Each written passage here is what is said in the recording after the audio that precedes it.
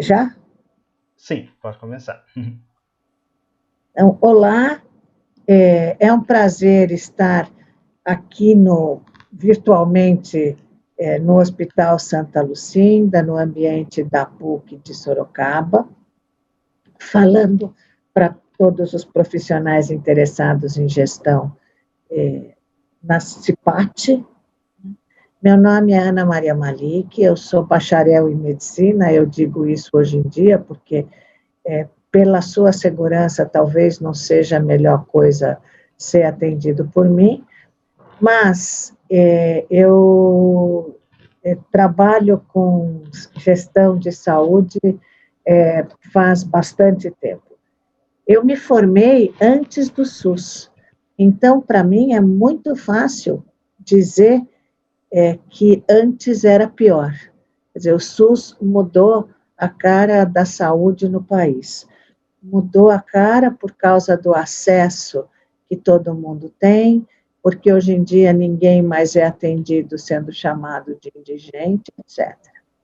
Mas quando eu me formei, também, que faz bastante tempo, foi antes do SUS, as pessoas não viviam até 70, 80, 90, 100 anos. Hoje em dia, tenho certeza que muitos de vocês já foram a aniversários de pessoas com essa faixa etária. E também não tinha todas essas tecnologias que, por vezes, o povo quer utilizar porque acha bonito, mas, sinceramente, elas não são tão necessárias assim.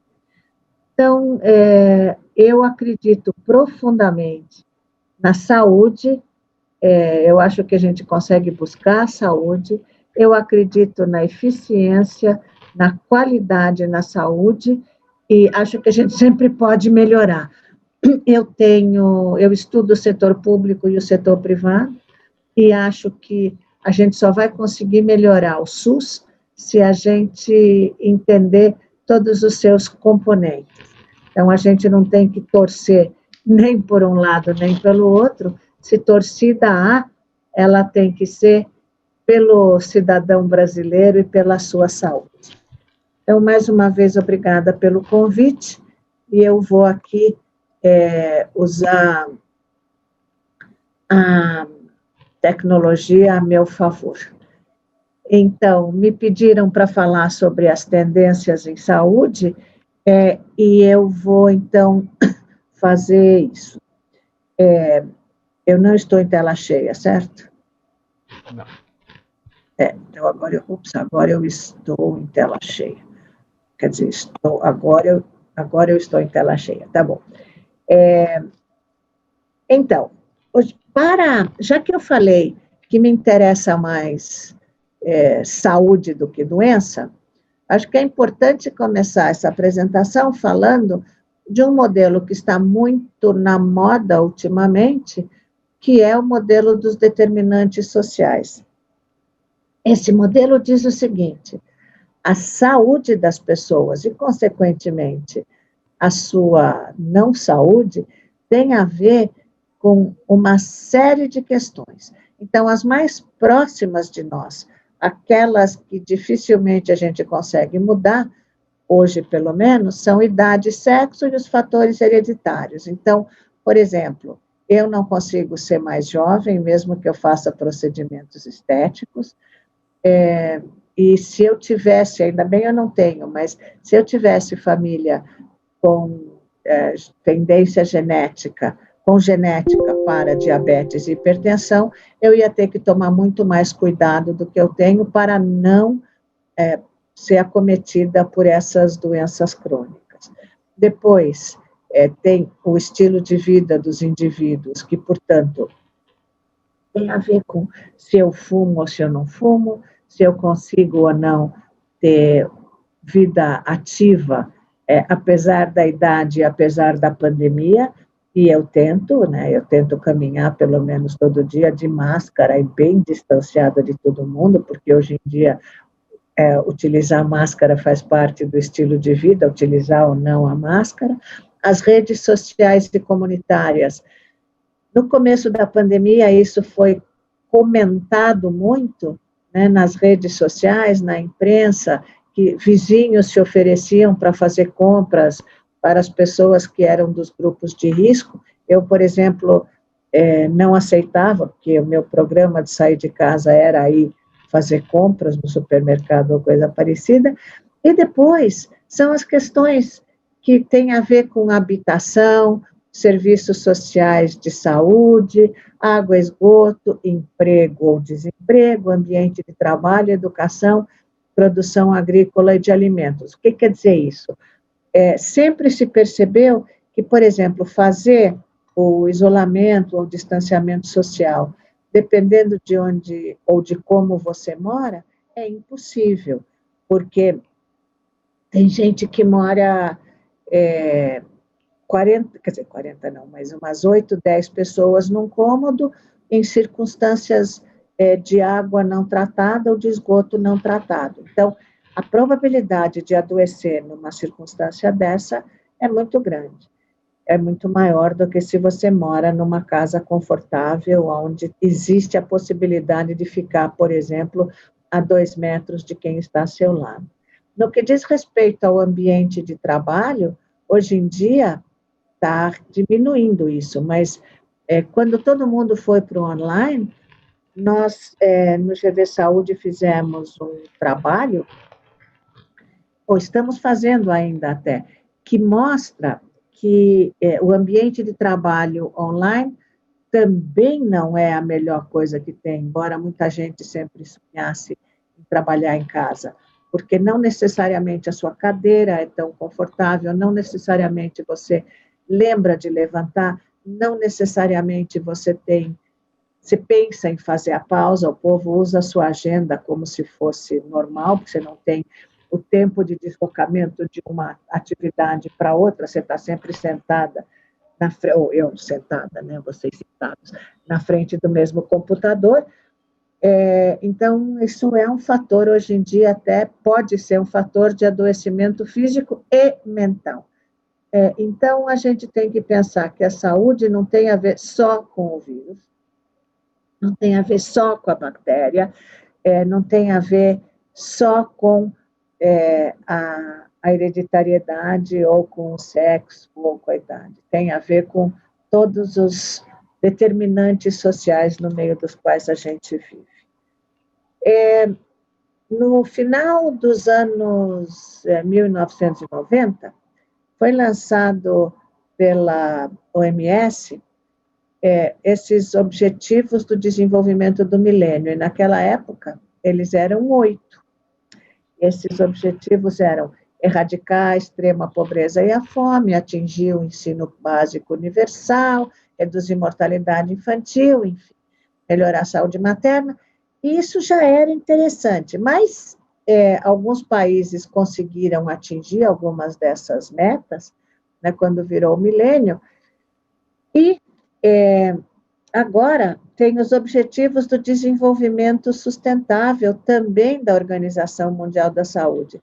Para minha surpresa, esses Objetivos do Desenvolvimento Sustentável estão sendo apresentados na televisão por artistas conhecidos. Eu vejo de vez em quando o Matheus Solano falando disso, etc. Agora, é interessante lembrar que a erradicação da pobreza continua entre eles,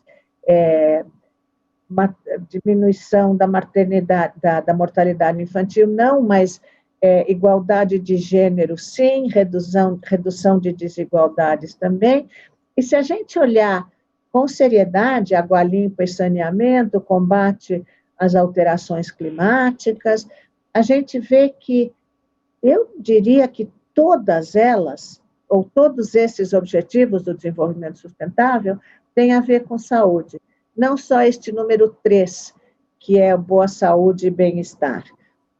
O número 3, ele é importante porque ele não fala em cuidado a doenças, né? Ele fala em boa saúde e bem-estar, e precisa lembrar que se a gente viu os determinantes sociais, tudo que está aqui, de fato, contribui para uma boa saúde. Paz e justiça, parcerias, consumo e produção responsável, vida debaixo d'água, para a gente não ficar comendo coisa com mercúrio, etc, etc, etc. Uma outra coisa que se verifica hoje é muitos falando sobre gestão de saúde populacional. E gestão de saúde populacional é uma das atividades que a gente vem desenvolvendo no GV Saúde, e ela tenta reunir e analisar os dados para ver quais são as questões de fato importantes para resolver problemas. Então, por exemplo, não sei se vocês conhecem, se não conhecem, vale a pena, e está disponível na rede para download de quem tiver interesse, uma pesquisa chamada Vigitel. Ela é feita todos os anos, é uma pesquisa telefônica com populações de capitais, das capitais brasileiras. Como ela tem um viés, ela tem a ver com telefone fixo. Eu, por exemplo, tenho telefone fixo, mas não atendo, então não adianta nada ligarem para me pesquisar. Mas, de qualquer jeito, o que o Vigitel tem mostrado é, por exemplo, quantos brasileiros estão acima do peso, quantos brasileiros, homens e mulheres, por região, fumam, quais os que fazem exercício, etc, etc, etc. Então, o Vigitel tenta mostrar algumas das áreas que seriam prioridades serem atacadas no sentido de resolver problemas de saúde ou melhorar a saúde das pessoas. Então, a saúde populacional incorpora, é claro, a cobertura em saúde, vacinas, etc., acesso a serviços de saúde quando a gente fica doente, mas prevenção de riscos e doenças, rastreamento, quer dizer, quem fez Papa Nicolau, já que nós estamos em outubro, quem fez algum exame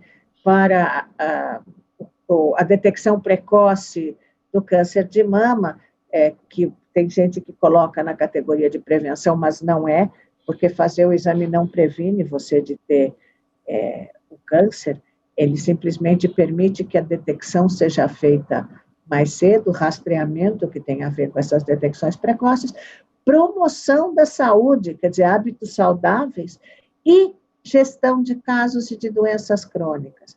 Por quê? Porque das doenças crônicas, então aquilo, diabetes, hipertensão, a gente não sara, mas depressão a gente também não sara, mas a gente consegue controlar, consegue acompanhar, consegue diminuir as consequências. Então, gestão de saúde populacional se preocupa com isso. Isso pode ser feito tanto no âmbito do setor público quanto no setor privado. De vez em quando o setor privado esquece de fazer isso, porque ele é caro. Embora as pessoas não pensem que é caro, sim, acaba saindo mais caro do que se você não fizesse para cada caso individual, mas isso faz com que lá na frente, sei quando a pessoa precisar do serviço de saúde, ela chegue lá em melhores condições. Então, quando a gente fala da saúde populacional, a gente tem que pensar na população de saudáveis e não só dos doentes, que é com o que as pessoas que trabalham na saúde em geral se preocupam mais, o que é clínico e o que não é clínico, e o que não é clínico está naquela agenda dos determinantes sociais, o público e o privado, que coexistem no SUS, e o Estado e o mercado. Porque dentro do SUS existe, sim, o público, e existe um mercado que tenta, vender um monte de coisa desnecessária,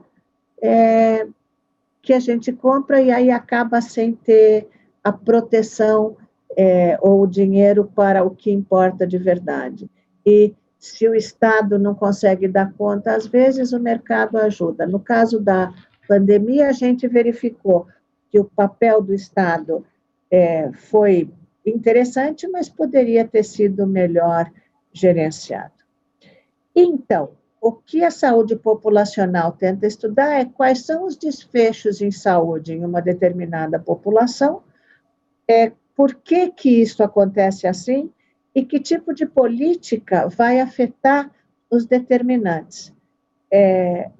Agora, por favor, não vamos pensar em 210 milhões de brasileiros.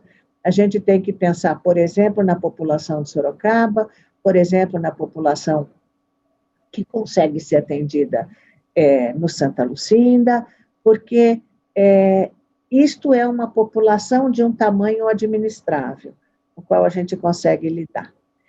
Então, com isso, a gente tem que pensar se a utilização da atenção à saúde tem impacto, como é que as pessoas fazem em relação à prevenção, a utilização de medicamentos, como é que acontecem os custos e a comorbidade. A utilização de medicamentos é um negócio super interessante, porque muitas vezes o profissional de saúde, seja ele o médico, às vezes o enfermeiro, o agente comunitário ou o farmacêutico, prescreve um medicamento e o paciente resolve parar de tomar porque sim. Só que ele esquece de avisar o profissional que prescreveu.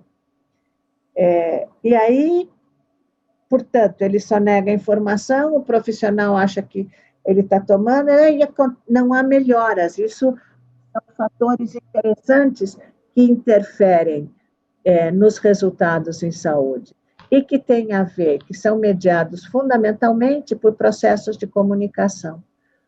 Então, se você não olha para uma pessoa de cada vez, se você não consegue conversar com o paciente que está sob o seu cuidado, você não sabe se ele está fazendo aquilo que você sugeriu que ele fizesse. E aí você não sabe se ele está melhorando ou não, e se ele está melhorando, o que está acontecendo, e se ele não está melhorando, o que está acontecendo. Então, na verdade, a gente pode melhorar isso se isto for aprimorado, se a gente usar registro eletrônico de dados. Quer dizer, no Brasil, faz pelo menos 20 anos se fala do tal do cartão SUS ou do cartão único de saúde, mas um dia ele chegará. O povo diz que é tendência, tem gente que acha que é teimosia, mas numa grande parte do mundo isso já acontece, e isto é possível, tecnicamente é possível, a gente esbarra em algum outro tipo de barreira. Né? Mas agora esse negócio aqui está rebelde, ele não quer ir para... Ops. Pronto. E aí, quando a gente fala nisso, a gente tem que pensar em como a gente vai medir ou avaliar a saúde da população. E uma das coisas são os indicadores clínicos, mas a outra coisa que é muito importante é como que o cidadão, até mais do que o paciente, se satisfaz com o que está acontecendo. A gente sabe que no Brasil o sistema de saúde é alvo de críticas, e agora nós estamos em campanha para a gestão municipal, e todo mundo fala de saúde, ou quase todo mundo, principalmente os candidatos a prefeito, mencionam saúde. Por quê? Porque sabem que esse é um ponto sensível. E quais são os impactos das disparidades sociais numa determinada população? Na verdade, a gente pode olhar para a saúde pensando num contínuo, quer dizer, se a coisa for saúde, você, vivendo de maneira saudável, ajuda a promoção da sua saúde, você ajuda a prevenir as doenças. Mas, se você fica doente, tem que ser diagnosticado o mais cedo possível, tem que ser tratado da maneira mais adequada possível, o mais cedo possível, e tem que ir para a recuperação ou para a reabilitação. Quer dizer, na semana de 12 de outubro foi o dia do fisioterapeuta, por exemplo, e hoje em dia se sabe que sem reabilitação não há solução na área da saúde. E tem cuidados em casa para quem está doente, mas também para quem tem que viver saudavelmente. Então, é um contínuo que, na verdade, ele vai no decorrer da vida, mas você pode voltar para essa coisa da vida saudável e da prevenção de doenças. Fala-se muito hoje em dia sobre valor em saúde, que é o tal do modelo do Porter, que é um assunto sobre o qual se fala muito, mas no Brasil as pessoas, de fato, falam muito mais do que implantam. E esse modelo de valor em saúde tem a ver com o resultado que você tem ou a qualidade, que tem a ver com o resultado ou com o desfecho, mais o que o paciente acha disso, sobre quanto custou.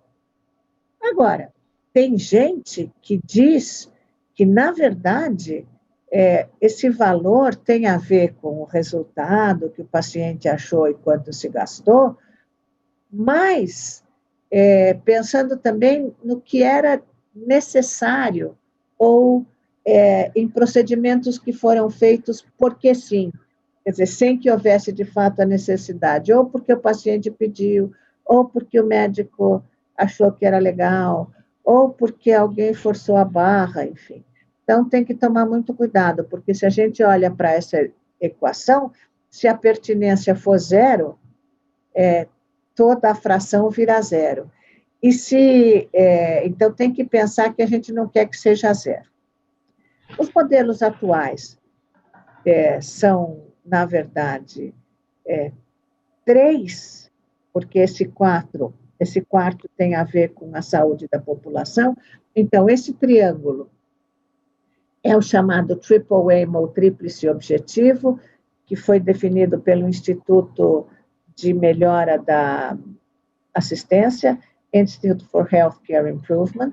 Ele diz o seguinte, que a saúde da população, ela tem que ser procurada para ficar melhor, sempre com uma boa experiência de cuidado, a um custo per capita não mais baixo, mas mais adequado, porque às vezes você faz o mais baixo e ele é zero adequado e as pessoas não são bem tratadas. Aí aqui tem, então, o tríplice objetivo, que é o Triple Aim, e aqui tem o Quadruple Aim, que são 4, portanto, que eles falam que está faltando um objetivo ali, que é esse que está fora do círculo, que é tudo isso tem que fazer sentido para o trabalhador de saúde. Se o trabalhador de saúde não se sentir seguro, não estiver achando que está correto, dificilmente você vai atingir os outros 3 objetivos. Então, na Semana de Segurança do Paciente, ou no Dia da Segurança do Paciente, neste ano de 2020, já que nós estamos falando no CIPAT, se o paciente não estiver, se o trabalhador não estiver seguro, dificilmente o paciente estará seguro. Então, esse círculo mais coloridinho tem a ver com a saúde da população, e esta coisa que parece um ponto de interrogação é uma outra tendência, que eu gostaria que fosse mais tendência ainda, mas que é um assunto do o que importa para você.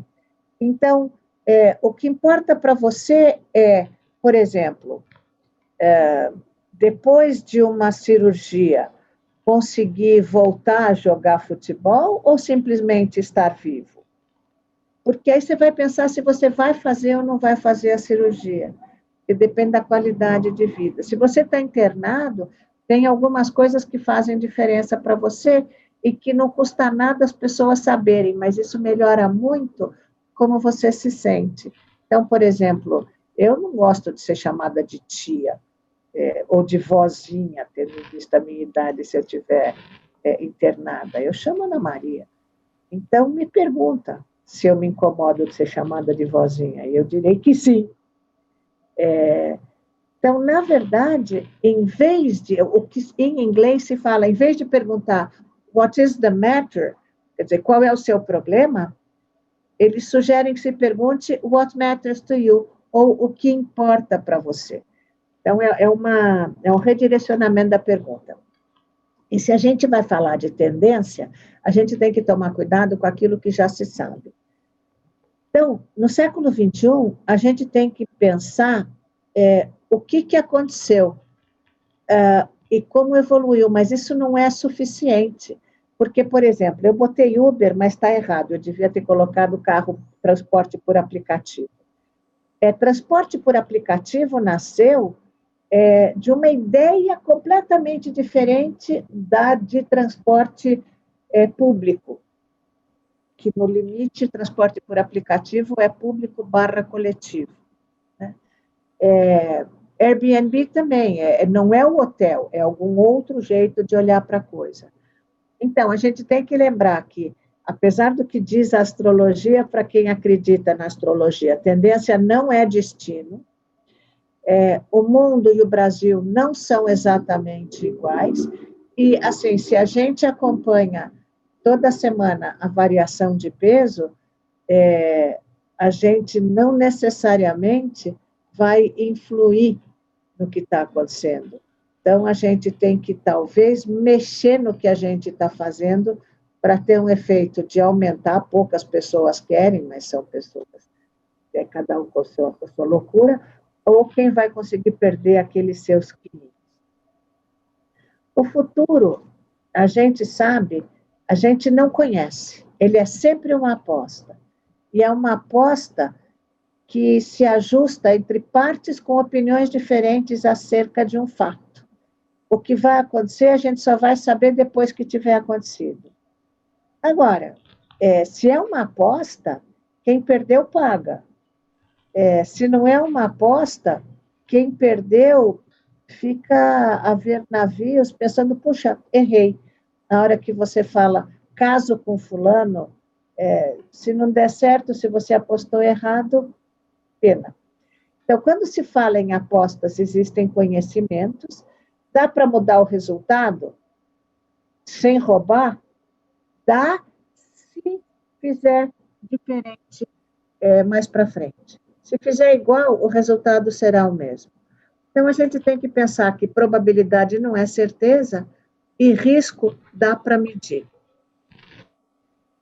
O assunto da hora hoje é a medicina de precisão, que é decisões individualizadas em saúde. Por isso que eu estava falando que pensar em 210 milhões de brasileiros é muito complicado. Por isso, inclusive, que no âmbito do SUS, existe o modelo de governança que existe, de que cada instância de governo tem a sua governança própria. E os níveis de poder os níveis de governo são independentes.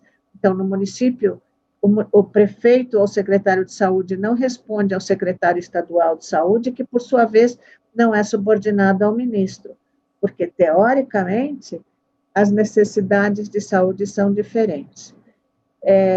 A medicina de precisão tende a melhorar a eficácia das intervenções, mas isso é um negócio interessante, porque é claro que para fazer o remédio que dê certo para você, isso acaba saindo muito caro.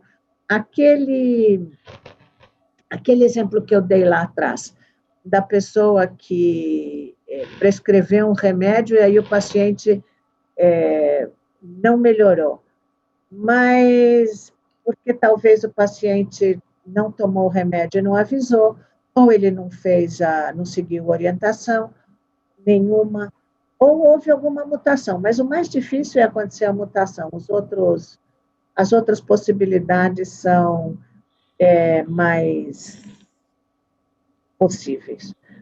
Nós estamos em 2020. Agora, os custos estão crescentes. E não adianta falar que a culpa é dos idosos, porque a culpa não é dos idosos. Tem muito idoso saudável, eu pus aí a fotografia da Fernanda Montenegro, que faz 91 anos no mês de outubro, que ela está ótima. Então, certamente, ela não é culpada pelo aumento dos custos em saúde. Algumas pessoas, até jovens, que têm menos saúde que ela, pode ser que sejam mais culpadas. O corona chegou, o número de leitos de UTI aumentou. Na imprensa tem gente que sugere que se leve o SUS mais a sério. As vacinas têm a ver com o SUS. E tem um monte de vacinas sendo produzidas aqui no Brasil e se fala muito sobre os sistemas de informação. Os sistemas de informação no Brasil permitem que a gente saiba que, por exemplo, boa parte da atenção primária, que é a mais resolutiva, na verdade, seja municipal, a atenção especializada é, acima de tudo, privada. A assistência hospitalar, ela é privada, mas, por exemplo, o Santa Lucinda é um hospital privado, embora ele seja um público não estatal, a urgência é mais estatal do que privada, e o apoio diagnóstico, mais uma vez, é privado. Então, a gente tem que perceber que ou as coisas convivem ou não dá certo. Eu coloquei aqui 2 mapas que estão no site da ANS para mostrar que os beneficiários da assistência suplementar mudam até ano a ano. Então, eu tenho esse de setembro de 2016, que mostra, por exemplo, que havia no estado do Pará, tinha mais de 10%, entre 10% e 20% de beneficiários de assistência suplementar, e em julho de 2020, em plena pandemia, o Pará tinha perdido uma série de beneficiários, provavelmente por efeitos de demissão, de perdas de emprego, etc. Então, a gente tem que pensar que muito no Brasil da assistência suplementar tem a ver com o emprego. Aqui é só para mostrar que a gente tem alguns mecanismos como a acreditação hospitalar, que entre 2000 e 2020 não aumentou muito no Brasil, quer dizer, dos 6 mil hospitais que a gente tem, menos de 10% já se apresentaram para acreditação em 20 anos, então, acho que a gente precisa pensar quem é que de fato usa, mas eu vou correr um pouco, porque eu estou falando demais e eu resolvi que eu não vou falar mais de 40 minutos. Mas quando a gente estava no primeiro trimestre de 2020, a gente tinha muitos vazios assistenciais no Brasil. A gente tem 2 modelos de incorporação de tecnologia no país. O SUS, ele é incorporado pelas instâncias gestoras do SUS, com pareceres técnicos da Conitec, e para o setor privado, a ANS define o rol do que será incorporado. Ou seja, quem tem direito a plano privado tem um rol diferente de procedimentos e medicamentos aos quais tem direito. Isso, como consequência, leva à judicialização. No primeiro semestre, se via que estava reduzindo o dinheiro para o SUS e talvez para a estratégia de saúde da família, estava diminuindo a regulamentação sobre o setor privado, algumas redes privadas, tanto de hospitais, quanto de operadoras, quanto de serviços de diagnóstico, estavam sendo concentradas, os hospitais cada vez faziam mais coisas, hospitais de pequeno porte, que são vistos como pouco eficientes, continuavam crescendo para atenção a agudos, e muito desperdício. Agora, depois que veio a Covid, depois que muita coisa começou a acontecer, a gente parece que continua caminhando para vazios assistenciais, não mudou esse quadro de heterogeneidade no acesso à tecnologia, nem na judicialização. Agora, muitos serviços diagnósticos, hoje em dia, têm novos papéis, eles estão trabalhando como plataformas. Muita gente que não fazia coisas online, logo depois da pandemia, isso mudou. Então, muita gente migrou para o trabalho em plataformas. A gente aprendeu no Brasil a trabalhar com hospitais de campanha, e isso significa que, por exemplo, a gente consegue tirar os pacientes que estão em hospitais de agudo sem necessidade e passar para serviços de menor complexidade. Os hospitais de pequeno porte podem ser usados para isso, e faria sentido rever a utilização deles.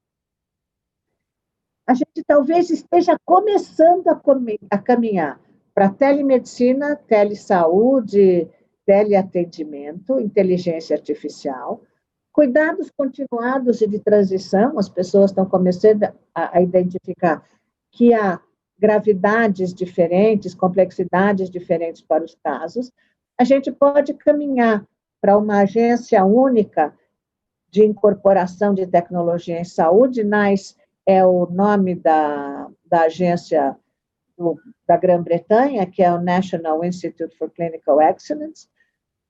Talvez a gente chegue nas redes de atenção coordenadas pela atenção primária, pela estratégia de saúde da família, se não extinguirem a estratégia, né? Então, da residência à residência, você não precisa estar num serviço de saúde para conseguir ser atendido, ainda mais com telemedicina, teleassistência. Você vai ter, talvez, um profissional que acompanhe a pessoa, que pode ser desde o agente comunitário de saúde até o médico ou o enfermeiro. Você pode ter menos necessidade de suplementar se o SUS for melhor financiado, mas uma coisa que se viu durante a pandemia, e que eu coloquei em verde, porque eu sou uma pessoa que tem esperança, seria ver o setor público e o setor privado conversando mais e colaborando mais, de verdade, com critérios claros e com controles transparentes, e não um tentando levar vantagem em cima do outro. E os hospitais de pequeno porte passariam a ser melhor usados. Então, isso é uma outra tendência para a qual a gente pode ser que esteja olhando. O SUS tem algumas vantagens. Uma delas é que ele é de nós todos, ele é para nós todos, ele não diferencia quem pode de quem não pode. Tem uma dificuldade, né? O Brasil é grande, heterogêneo, injusto e desigual, assim como o SUS. Uma outra grande vantagem do SUS é que ele não é só assistência à doença, mas ele também tem a ver com vigilância à saúde e sistemas de informação. A grande dificuldade para isso tem a ver com o financiamento. Será que até hoje ele estacionou, mas estão ameaçando que ele vai diminuir em 2021. Tem que tomar cuidado com isso. Mas a gente tem que tomar cuidado também, e por isso que eu coloquei a figurinha do pisca-alerta, porque tem, como sempre, os mitos e as verdades, as chamadas fake news. Um dos problemas do SUS é a governança frágil, né? Porque 3 níveis de governo dando palpite no mesmo lugar, precisa de muita conversa, e para ter muita conversa precisa querer conversar. O nosso sistema de informação, ele é melhor do que o de muitos países do mundo. O DataSUS é uma coisa que o mundo não tem, mas somos nós que trabalhamos no SUS que informamos os dados e a gente não informa direito. Nós temos muita oportunidade para melhorar, porque a gente viu uma série de outros problemas. Nós temos um modelo assistencial fragmentado e desarticulado, então, se o público e o privado começarem a conversar de verdade, nós vamos ter oportunidade.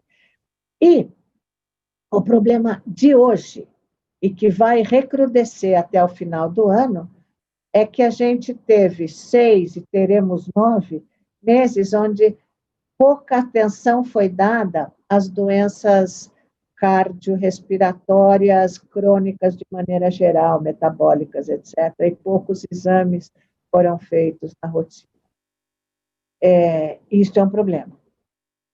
Qual vai ser a oportunidade ou qual vai ser o novo problema? A oportunidade vai ser retomar, ou vai ser retomar com muita fila. Então, na verdade, com isso, eu acho que eu termino o que eu queria colocar. Eu só vou fazer uma propagandazinha, primeiro para deixar o meu e-mail aqui com quem tiver interesse, mas também para quem quiser continuar discutindo, né?